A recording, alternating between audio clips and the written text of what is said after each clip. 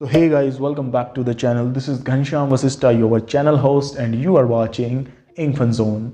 So guys, आज की video शुरू करने से पहले let me tell you what we are going to cover up in this video. So basically as you have already seen in the thumbnail कि हम यहाँ पर vocab lesson को डिस्कस करने वाले हैं, यानी vocabularies को पढ़ने वाले हैं. We are going to learn some kind of extraordinary vocabularies, some kind of elegant vocabularies, sumptuous vocabularies, beautiful vocabularies, essential, important, attractive, impressive vocabulary that will definitely help you to improve your English speaking. अब देखिए क्या होता है कि जब भी आप English use करते हैं, जब भी आप इंग्लिश बोलते हैं, तो बहुत बार ऐसा होता है कि कॉमन वर्ड्स यूज़ करते हैं लोग. लेकिन अगर आप उन्हीं कॉमन वर्ड्स की जगह पर बहुत अट्रैक्टिव वर्ड्स यूज़ करेंगे, इम्प्रेसिव वर्ड्स यूज़ करेंगे, तो फिर आपकी इंग्लिश जो है वो बहुत अच्छे से निखर के आएगी और सुनने वाले को भी ऐसे इंग्लिश सुनने में मज़ा आता है. So definitely I would like to suggest you whenever you are going to have a conversation with someone in English, then please use some kind of attractive words so that your English may be attractive, your English may be impressive. ठीक है. So definitely मुझे लगता है, मैं उम्मीद करता हूँ कि इस वीडियो लेसन के बाद जो भी वर्ड्स यहाँ पे हम डिस्कस करेंगे उसको सीखने के बाद you are going to implement it in your English speaking, ताकि इस चीज़ को सीखने का पर्पस पूरा हो सके. तो चलिए friends, without wasting the time बढ़ते हैं हम आगे और सीखते हैं कुछ बहुत ही अच्छे words. The very first one is beseech. Beseech होता है टू रिक्वेस्ट ईगरली और प्रे, यानी आप कह सकते हो बिसीच मीन्स टू रिक्वेस्ट. ठीक है. विनती करना, किसी से गुजारिश करना, मन्नत मांगना, that is called बिसीच.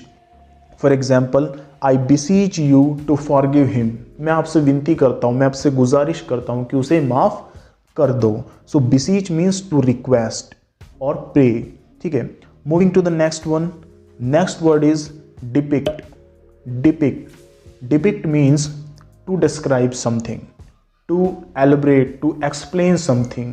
Okay, like चित्रण करना किसी चीज़ का, किसी चीज़ को वर्णित करना, that is called depict.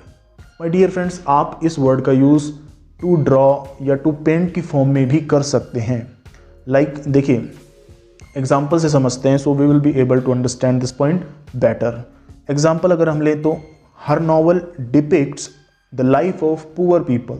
That means उसका जो नॉवल है वो पुअर पीपल के लाइफ के बारे में वर्णन करता है. जो भी गरीब लोगों की जो जीवन शैली है उसको चित्रित करता है, उसको डिपिक्ट करता है. सो हर novel depicts the life of poor people. So depict means to describe और टू ड्रॉ और टू एक्सप्लेन. ठीक है. That is called depict. Moving to the next one, that is impediment. Impediment. Now very important information.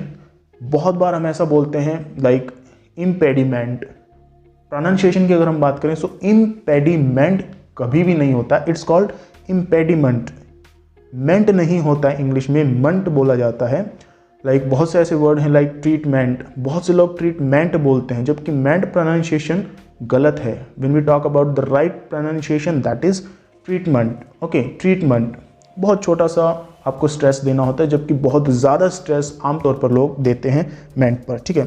चलिए, coming back to the point, impediment. So impediment होता है obstruction और you can say barrier, यानी restriction जिसे हम कह सकते हैं. दैट मीन्स हिंदी में बात करें तो बाधा, रुकावट, उस चीज़ को कहते हैं इम्पेडिमेंट, यानी obstruction, barrier, restriction, obstacle, that is called impediment. For example, there is no legal impediment to the marriage. मतलब शादी में कोई भी legal impediment नहीं है. That means the way is clear, the path is clear. Okay, so next word is pang. Pang. Pang जो है बहुत commonly use होने वाला word है and इसका meaning होता है a sudden sharp feeling of distress. ठीक है. A sudden sharp feeling of distress. इसका मतलब that means आप कह सकते हो तीव्र पीड़ा या कष्ट, या आप कह सकते हो सोरो. ठीक है. ग्लूम जिसे कहते हैं सोरो, ग्लूम, दुख, पीड़ा, कष्ट, उसे कहते हैं pang. Okay. For example, a pang of guilt. Okay, मतलब गिल्ट की, यानी जिसे गिल्ट में आप हिंदी में कह सकते हो लाइक क्या वर्ड हम यूज़ कर सकते हैं यहाँ पे, लाइक ग्लानी जिसे हम कहते हैं, ग्लानी का एक पीड़ा है, ठीक है।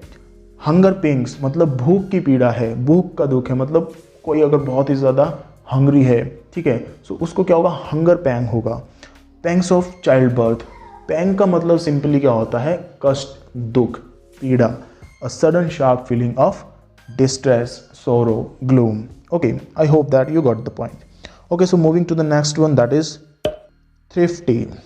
That is thrifty. Thrifty होता है who is rare economical, ठीक है, जो बहुत ही कम खर्चीला हो, मितव्ययी हो, जो बहुत कम पैसे खर्च करता हो, that is called thrifty. Okay, rare economical or frugal, ठीक है। Now moving to the next one, that is warily. Warily, I repeat, warily. V-E-R-I-L-Y, warily. Warily means truly, in fact, actually. हम बहुत बार ऐसा कहते हैं ना कि इनफैक्ट मैं तो वहाँ पे गया ही नहीं, truly I am speaking, है ना। तो इस तरीके से आप warily यूज़ भी कर सकते हैं, like warily you are a man of art, कि वास्तव में, सच में तुम बहुत, आप कह सकते हो कि कला के धनी हो। You are a man of art means तुम में बहुत अच्छी कला है, तुम में बहुत अच्छी आर्ट है, ठीक है। So verily means truly, in fact, actually.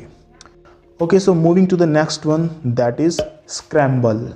Scramble, scramble means to rush और स्ट्रगल विद समथिंग, यानी किसी चीज़ के पीछे भागना, किसी चीज़ के पीछे संघर्ष करना। भागना इन द सेंस दौड़ना नहीं, भागना in the sense, to rush in the sense like किसी चीज़ के पीछे मेहनत करना, किसी चीज़ के पीछे संघर्ष करना, that is called scramble.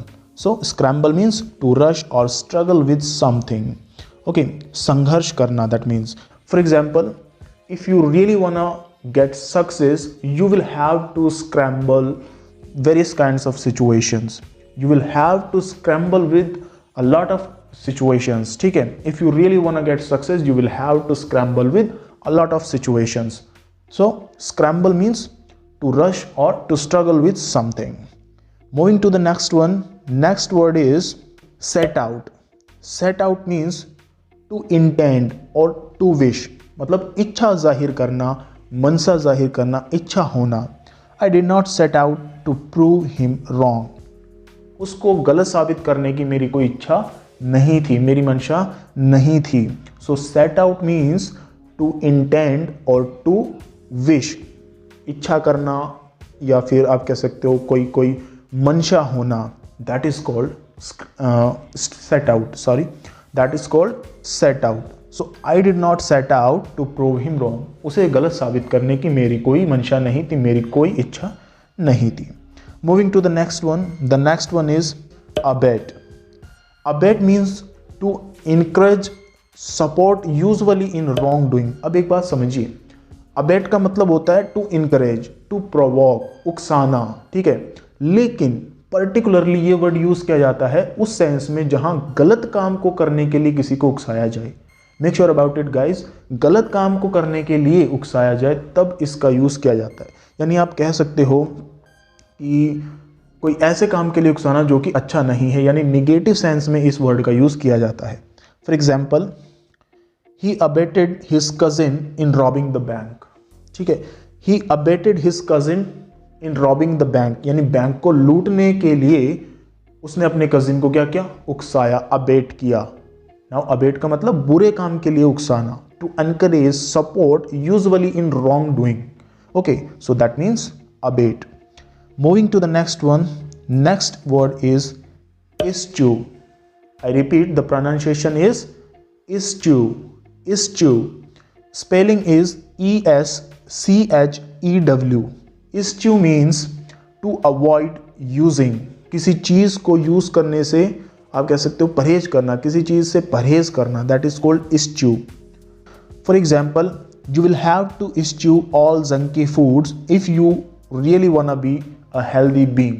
That means अगर आपको एक healthy being रहना है, अगर आपको एक healthy body चाहिए, तो फिर आपको क्या करना पड़ेगा? You will have to eschew all junky foods. जो भी junky foods हैं, जो fast food है, उनसे eschew करना पड़ेगा, यानी you will have to be eschew, उनसे दूर रहना पड़ेगा, उनका परहेज करना पड़ेगा, उन्हें छोड़ना पड़ेगा, उनका त्याग करना पड़ेगा। So eschew means to avoid using something. ठीक है जी। Okay, moving to the next one, that is rummage. Rummage होता है to search something by disarranging the contents और ऑब्जेक्ट्स और थिंग्स। ओके, यानी रमीज का मतलब होता है टू सर्च समथिंग, किसी चीज को ढूंढना, बाय डिसअरेंजिंग द कंटेंट्स, चीज़ों को उथल पुथल करके इधर उधर फेंक कर, मतलब बहुत ही तल्लीनता से आप कह सकते हो, बहुत ही अस्त व्यस्त तरीके से कुछ चीज़ ढूंढना। In that particular case we use this word rummage. Okay, तो हिंदी में लाइक उथल पुथल करके कुछ ढूंढना या अस्त व्यस्त करके कुछ ढूंढना, that is Ramiz.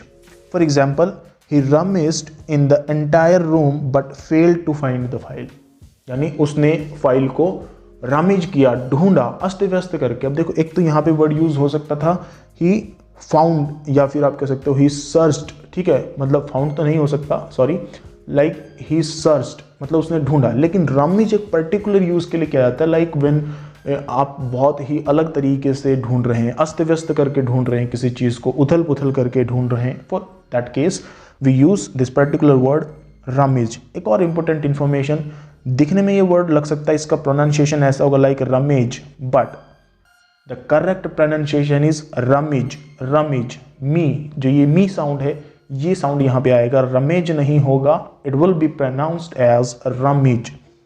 So rummage means to search something by disarranging the contents or objects or things, that is rummage. Moving to the next one is eldritch. eldritch होता है, बहुत अच्छा वर्ड है, beautiful word eldritch. eldritch means which is strange, जो आप कह सकते हो अलग सा ही हो, स्ट्रेंज हो, विचित्र हो, अनोखा हो, that is called eldritch. Now example, I was shocked to see an eldritch kid moving towards me, कि मैं शॉक हो गया कब, जब एक एल्ड्रिच किड यानी एक विचित्र बच्चे को देखा, उसने एक अनोखे से बच्चे को देखा जो उसकी तरफ आ रहा था। So he was shocked to see an eldritch kid moving towards him, वह शॉक हो गया एक एल्ड्रिच बच्चे को देख के, एक विचित्र बच्चे को देख के। ओके, सो एल्ड्रिच मीन्स स्ट्रेंज, विचित्र, अनोखा। So this is all about vocabularies and I hope that आपने कुछ ना कुछ यहाँ से ज़रूर सीखा होगा। वीडियो काफ़ी लंबी हो चुकी है, आई होप कि अब हमें एंड करना चाहिए। वीडियो अच्छी लगी तो प्लीज़ गाइस वीडियो को लाइक कीजिएगा, शेयर कीजिएगा एंड डेफिनेटली कमेंट्स आप ज़रूर कीजिए। आप मुझे सजेशन भी प्रोवाइड कर सकते हैं डियर फ्रेंड्स, कमेंट करके आप ज़रूर बताइए नेक्स्ट वीडियो किस टॉपिक पे होना चाहिए, क्योंकि आपका सजेशन किसी और व्यक्ति के लिए सही कंटेंट लेके आ सकता है। And subscribe the channel so that you can get upcoming videos notification. मिलते हैं जी किसी नेक्स्ट वीडियो में, तब तक के लिए खुश रहिए, पढ़ते रहिए, बढ़ते रहिए। See you in the next video, till then take care, bye bye.